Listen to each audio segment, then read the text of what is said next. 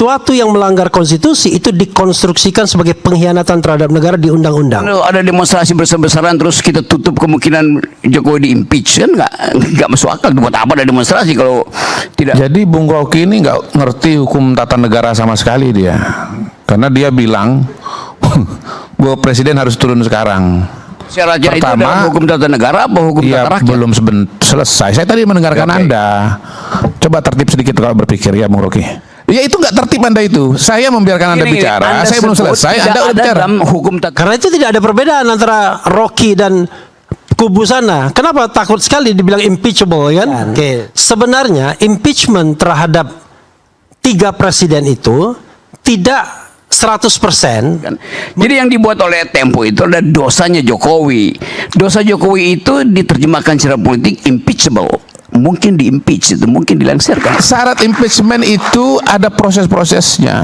Sekarang prosesnya pertama nggak ada satupun indikasi yang bisa dibawa kepada Mahkamah Konstitusi. Dan proses hukumnya pun di DPR juga atau di MPR juga. Ini barang memang impeachable. Yes. Masalahnya adalah orang-orang ini kan penakut semua ya.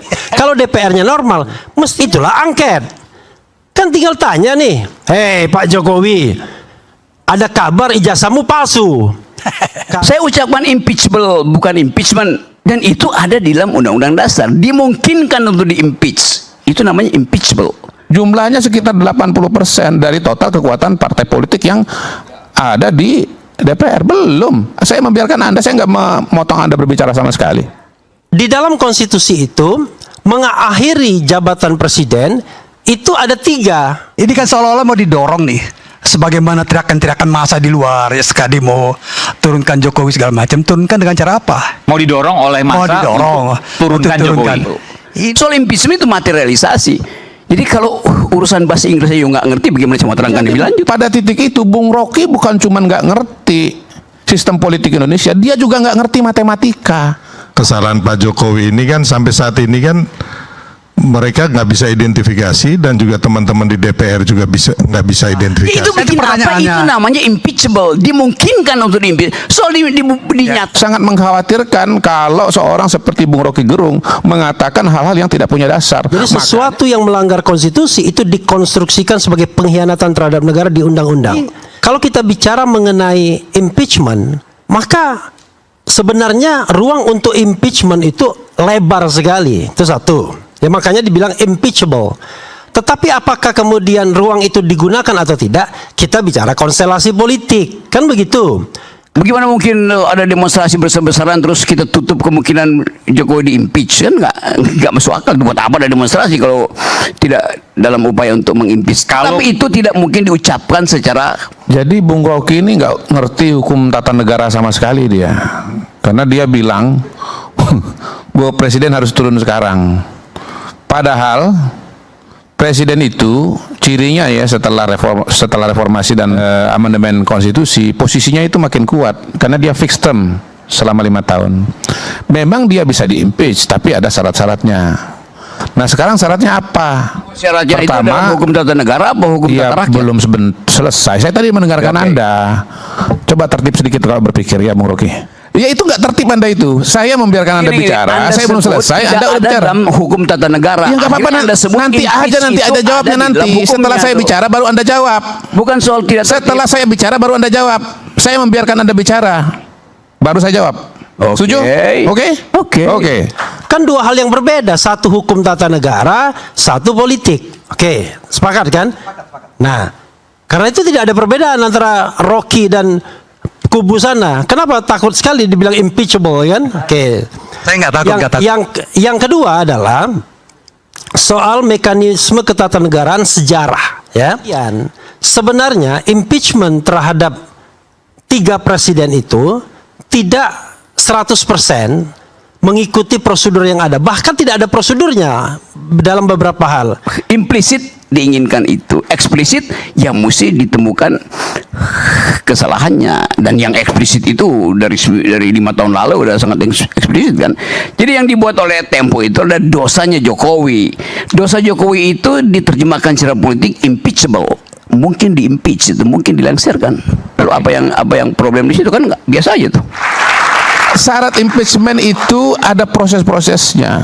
Sekarang prosesnya pertama nggak ada satupun indikasi. Nanti abang jelaskan ya. Di DPR, di Mahkamah Konstitusi nggak ada itu. Lagian ngapain di impeach, proses berapa lama? Bulan Oktober Pak Jokowi udah turun sendiri. Sesat pikir, betul-betul sesat pikir. Mimpi di siang bolong itu. Nggak ada kesalahan Pak Jokowi pada hari ini yang bisa dibawa kepada Mahkamah Konstitusi. Dan proses hukumnya pun di DPR juga atau di MPR juga belum berjalan sama sekali. Nggak ada sama sekali.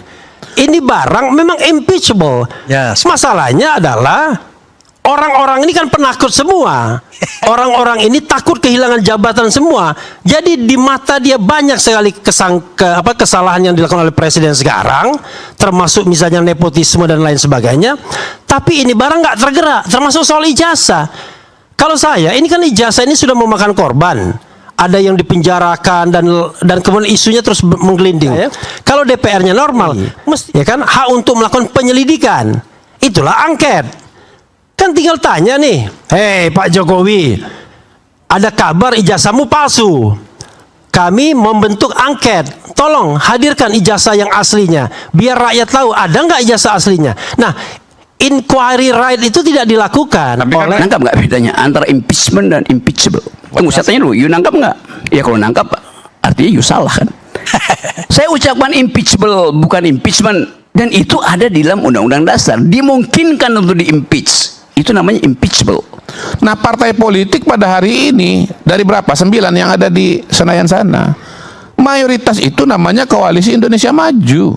Jumlahnya sekitar 80% dari total kekuatan partai politik yang ada di DPR. Belum. Saya membiarkan Anda, saya nggak memotong Anda berbicara sama sekali.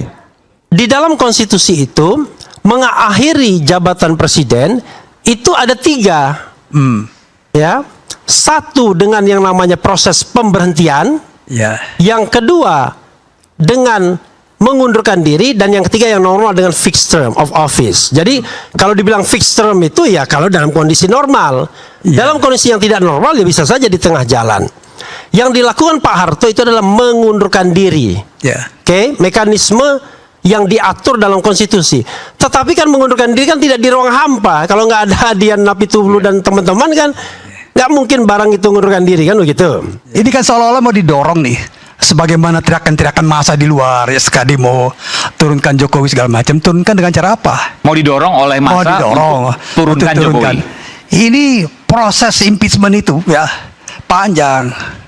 DPR harus bikin, DPR harus bikin panitia impeachment segala macam. Ada usulan, kemudian dibahas segala macam. Ini nggak selesai ini urusan kayak gini. Saya kira yang lebih rasional aja. Bagaimana kita menghadapi pilkada aja lah. Ya nggak usah bicara yang terlalu jauh dan tidak masuk di akal. Jadi Rocky ini kadang-kadang kalau kita perhatikan nggak masuk di akal juga dia. Soal impeachment itu materialisasi. Jadi kalau urusan bahasa Inggrisnya you nggak ngerti, bagaimana saya mau terangkan lebih lanjut? Jadi pada titik itu Bung Rocky bukan cuma nggak ngerti sistem politik Indonesia, dia juga nggak ngerti matematika. Matematika yang paling dasar, Bu Macica.